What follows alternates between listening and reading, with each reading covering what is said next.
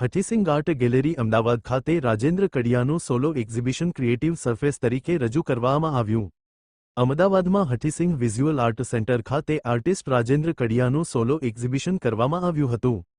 Face surface painting as process સાથે Hathising visual art centre Ahmedabad ખાતે શરૂ થયું છે।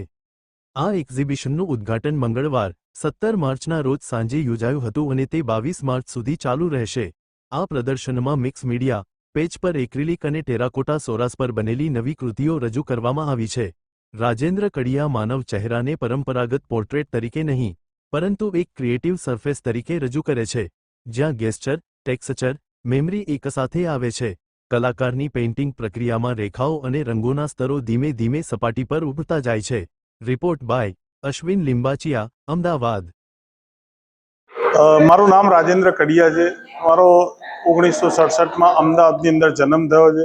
હું એક કલાકાર ફેમિલીમાંથી આવી રહ્યો હતો અને જે રીતે ઘરમાં અવારનવાર બધા આવતા હતા અને વાત કરતા હતા, એમાંથી મને એક પ્રેરણા મળી કે મારે એક ચિત્રકાર બનવું છે।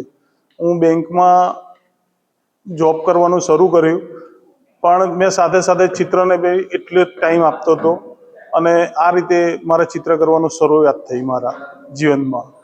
મેં અવારનવાર અમદાવાદથી લઈ બીજા રાજ્યમાં મારા ગ્રુપ શો થયેલા છે, વન મેન સોલો શો થયેલા છે। આ મારો અમદાવાદમાં 5મો સોલો શો છે। સર, ફેસ ઉપર આપ પેઇન્ટિંગ કર્યા છે, તો દરેક ફેસ શું કહેવા માંગે છે? દરેક ફેસ અલગ અલગ રીતે એનું રજૂઆત થતી હોય છે। ધારો કે મેં હમણાં એક આજે માટે પેઇન્ટિંગ માટે મેં સમજાવ્યું તો એક કપલ બગીચાની અંદર બેસીને એટલો આનંદ કરી રહ્યા છે।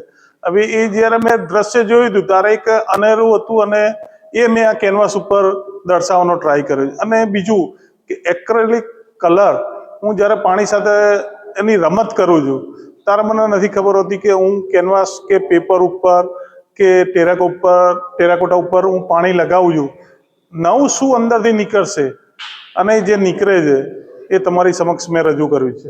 ના, હું પહેલો મારો અમદાવાદની અંદર સોલો શો થયો હતો, એની અંદર મેં માછલીઓના ડ્રોઈંગ કર્યા હતા, બીજાની અંદર મેં સ્ટીલ લાઈફ કરેલું હતું, ત્રીજો મારું જે પ્રદર્શન થયું એ ફેસ ઉપર હતું, ચોથું બી પણ મારું ફેસ ઉપર છે અને આ 5મું પણ મારું ફેસ ઉપર છે। ના, મેં રિયલ પેઇન્ટિંગ મેં ક્યારેય કર્યા નથી।